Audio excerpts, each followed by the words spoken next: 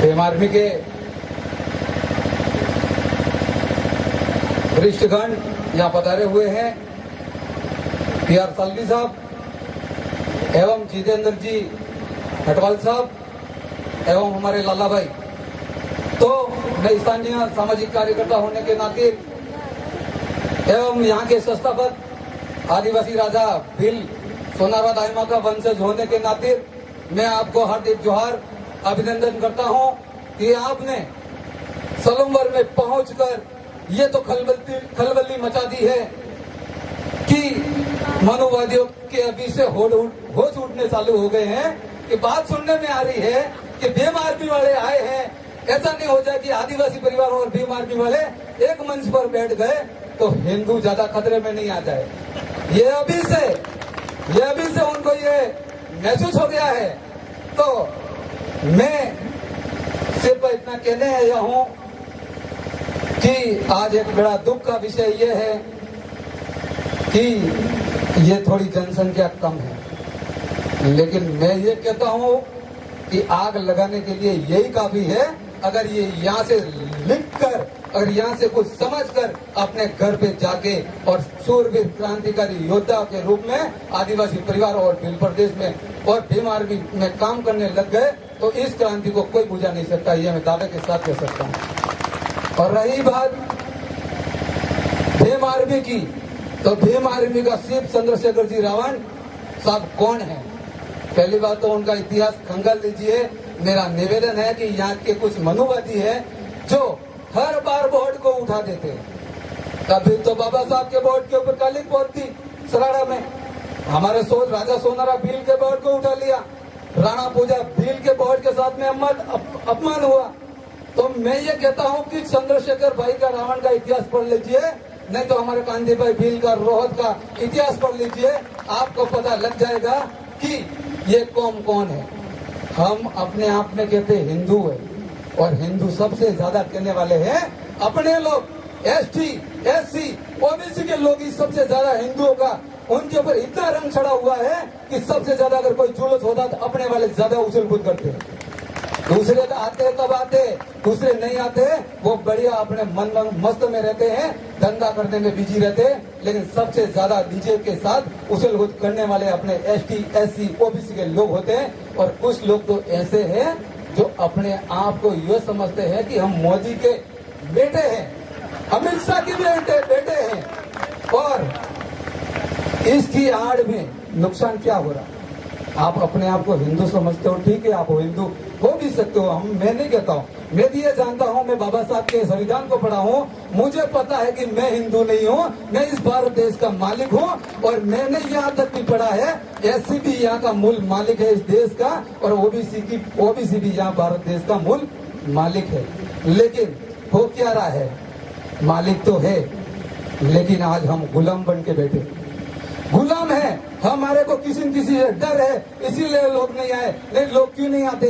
लोगों को यहाँ पंडाल में बैठने की जमीन नहीं मिल रही। इतने लोग यहाँ पे कहने का मतलब एकत्रित होने थे, लेकिन आज कोई न कोई किसी को सामंतवाद से डर रहे। अरे डर, बाबा साहब ने कहा था शिक्षा वो शेरनी का दूध है, जो पिएगा वो लड़ेगा। अरे शिक्षा सबसे बड़ा हमारा हथियार, हमारे बाबा साहब ने कहा हुआ है कि शिक्षा ग्रहण करने वाला व्यक्ति ना 100 तलवारों से तो 100 तलवारों का काफिला होता है, उसके ऊपर भी 100 अगर जो संविधान पढ़ा हुआ होता है इंसान होता है, वो 100 तलवारों से भी मुकाबला करने में सक्षम हो जाता है। तो आप मूल मालिकों से आज क्या बन गए हो? आज रामदेवरा कहीं और जा रहे हैं और लोग भंडारा भी लगा रहे हैं, फूल भी बरसा रहे हैं, लेकिन वही लोग ST, SC, OBC के लोग जो आज दर्शन करने के लिए जा रहे हैं, इनके ऊपर फूल बरसाए जा रहे हैं। लेकिन जिस दिन अपने हक अधिकार की बात करने जाएंगे, उस दिन यही देश की सरकार, यही राजस्थान की सरकार, यही व्हाइट जब्बे वाले अपने MP, MLA नेता आपके ऊपर लाठियां बरसाने का काम करेंगे। इस बात को समझने की जरूरत है। और रही बात, आप कह ही रहे हो हम हिंदू ही है, तुम हिंदू हो तो कन्हैयालाल टेलर उदयपुर में उसकी हत्या हो गई, तो हमारे भाई जितेंद्र जी मेघवाल के साथ में बहुत दुर्गम हत्या हुई मुशरफ ने पर, हमारे पूजा बिल के साथ में बहुत बड़ी घटना हुई।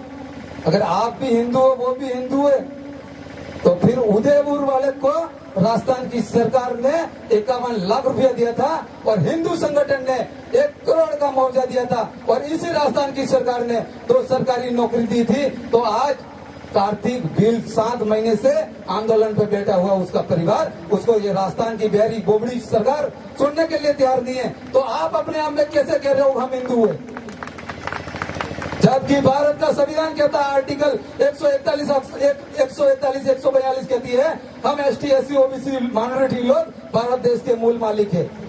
लेकिन तुम लोग मालिक नहीं बनना चाहते हो। इसमें बाबा साहब का क्या कसूर, इसमें ज्योतिबा फूले का क्या कसूर, इसमें बिरसा का क्या कसूर?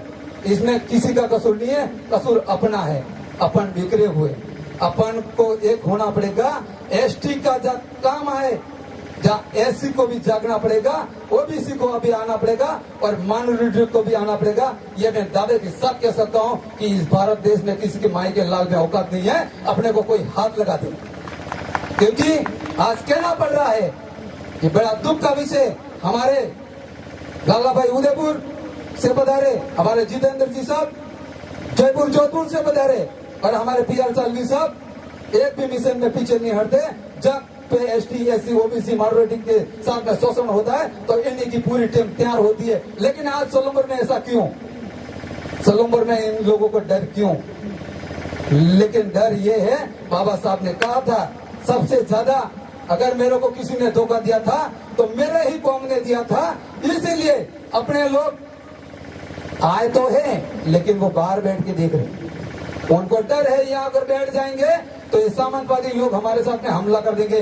अरे हमला क्या, हम तो तैयार है, आ जाओ, किस माई के लाल में औकात है। हम बाबा साहब के कानून को पढ़े हैं, संविधान को जानते हैं और यही नहीं, हम तो जरूरत पड़ने पर बिरसा मुंडा भी बन सकते हैं और टंटिया मामा फेल भी बन सकते हैं। क्यों? हमने हथियार छोड़े नहीं है, हमने थोड़े दिन के लिए चलाना छोड़ दिया है। इसीलिए हम तुम्हारे लोगों को मौका मिल गया जमीन लूटने का।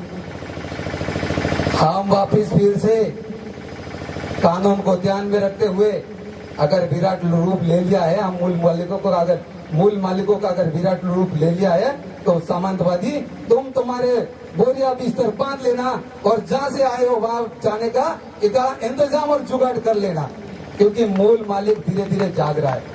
हम कल परसों एक मामले में गए थे, जमीन के मामले में। यहाँ पे क्या हो रहा है, अपने लोग फूल कह रहे हैं कि हम ये हैं, हम ये है, सबसे ज्यादा उछल-कूद करने के लिए जाते हैं बड़े बड़े।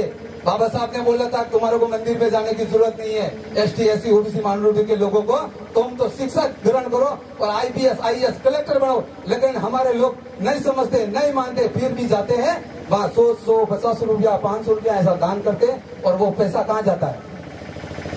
क्या पैसा कहाँ जाता है कोई बता सकता है? वो पैसा जाता है तुम्हारे हक अधिकार के कानून बने हुए वहाँ, जैसे कि एट्रोसिटी एक्ट का कानून है, उसको खत्म करने के लिए तुम्हारा ही पैसा यूज हो रहा है। तुम जो मंदिरों में दे रहे हो वही पैसा जयपुर, जोधपुर, दिल्ली में जाके तुम्हारे ही कानून के खिलाफ तुम्हारा ही गला काटने का काम किया जा रहा है। लेकिन ये बात समझ में नहीं आएंगी कि तुम्हारे ऊपर तो वो भगमा वाला ऐसा रंग चढ़ा हुआ है, तुम्हारे को कुछ याद आने वाला नहीं है। लेकिन आप एसटी के, आप एससी के भाइयों को, ओबीसी के भाइयों को निराश हताश होने की जरूरत नहीं है। आदिवासी परिवार आपके साथ में है एवं माइनॉरिटी समाज आपके साथ में कंधा से कंधा मिलाकर चलने के लिए तैयार है। इसलिए एसटी, एससी, ओबीसी भाइयों को ये मैं कह रहा हूँ दावे के साथ, आप अपने आप में कमजोर मत समझिए। जब भी जरूरत पड़े आदिवासी परिवार को आह्वान कीजिए। हम 1 लाख क्या, हम तो पूरा फिल प्रदेश का कारवा लेके आएंगे, ये मैं कहने आया हूँ। लेकिन ये डर थोड़ी बहुत जो अपने अंदर है, इस डर को थोड़ा निकालना पड़ेगा।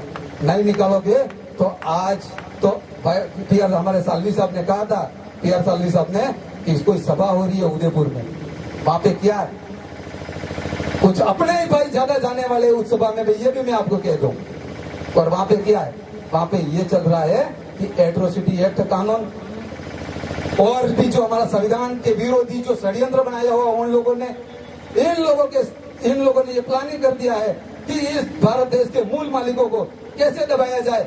कैसे गुलाम किया जाए, कैसे कमजोर किया जाए। अब बस अपने कानूनों को वहाँ पे काटने की प्लानिंग की जा रही है और वो अपना ही पैसा है जो अपन मंदिरों में दान कर रहे हैं। ये दान करने से अच्छा है स्कूलों में दे दो, ताकि शिक्षा होगी, अपने ST SC OBC माइनॉरिटी के लोग बच्चे पढ़ेंगे और IPS IAS कलेक्टर बनेंगे, ताकि मनुवादी और सामंतवादियों के जो भी इनका जो भंडारा है उसको खोलने का काम करके, इनका जो नकाब पर्दे के पीछे नकाब छुपाया हुआ है उसको भी उजागर करने का काम करेंगे। इसलिए साथियों मैं इतना ही कहना चाहता हूँ। और दूसरा बात मेरे को याद आ गया जसमन का मामला जो पानी का चल रहा है। कलेक्टर साहब, SP साहब, ये रिकॉर्डिंग भी कर लेना। कलेक्टर साहब और SP साहब से मेरा निवेदन है कि कलेक्टर साहब अब तो सलोबर जिला बन गया है। इतने दिन तो ST SC OBC के माइनॉरिटी के लोग आंदोलन कर रहे थे और जनरल के भी लोग आ रहे थे, लेकिन हम पीने के लिए पानी के लिए तरस रहे, खेतियों के लिए तरस रहे, लेकिन सलोबर जिला के जो चिट्ठीवासी लोग हैं ये क्यों नहीं आ रहे। और हम ये कलेक्टर साहब कह रहे, कलेक्टर साहब से कहना चाह रहे हैं कि कलेक्टर महोदय, सिटी तो बन गई है, जिला तो बन गया है, लेकिन जिला के विकास के साथ साथ में पानी की भी जरूरत होती है।